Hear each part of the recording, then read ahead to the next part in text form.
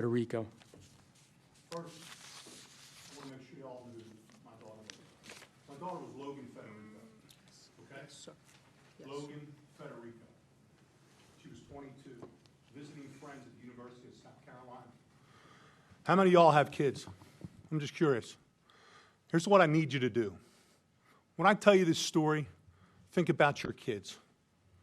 Think about your child coming home from a night out with their friends, laying down, going to sleep, feeling somebody come in the room and wake them, and drag her out of bed, naked, forced on her knees, with her hands over her head, begging for her life, begging for her hero, her father, me, that couldn't be there. She was 5'3". She weighed 115 pounds. Bang! Dead. Gone. Why? Because Alexander Devontae Dickey, who was arrested 39 goddamn times, 25 felonies, was on the street. How about that? How good are we doing for our family? How good are you doing for your kids? He should have been in jail for over 140 years for all the crimes he committed. You know how much time he spent in prison? A little over 600 days in 10 years. He's only 30 years old. He was committing 2.65 crimes a year since he was 15 years old. But nobody could figure out that he couldn't be rehabilitated. Well, you'd have to put him in prison to see if he could be rehabilitated. Isn't that the idea of prison? But no, my daughter wanted to be a teacher. She finally figured it out 2 weeks before she was executed.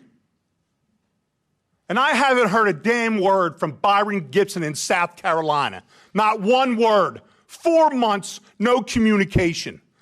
His biggest concern was that he was pissed off about my interview and how I made him look on the Fox News channel with Trey Gowdy. How pathetic is that? That we're letting our 22-year-old kid visiting friends. It's all she ever wanted to do was visit friends. And she literally was executed while on her knees, begging for her life. Her name's Logan Federico, not Irina.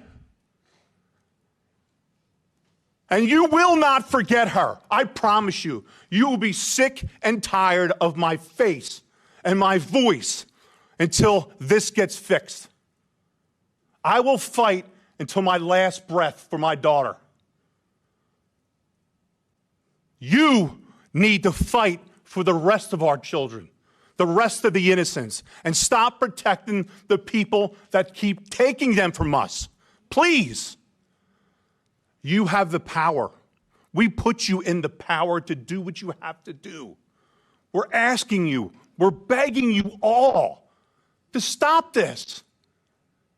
39 crimes in 10 years, 25 felonies. Can anybody here explain to me, well, how possibly he could be on the street? Possibly be on the street. How is it possible? I could sit down in a room and I could explain the whole process of how it failed, how South Carolina failed, Logan, okay? How lack of communication. What y'all did, you woke up a beast and you pissed off the wrong daddy. Because I'm going to put it out there, and I'm not going to be quiet until somebody helps. Logan deserves to be heard. Everyone on this panel deserves to be heard. And we will. Trust me. My daughter laid on the floor for 7 hours before somebody in that house recognized that something was wrong.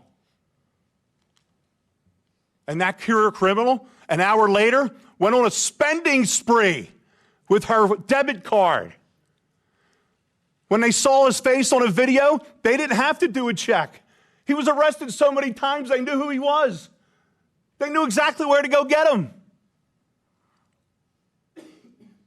pathetic. Absolutely pathetic that I'm here today. Thank you for your time.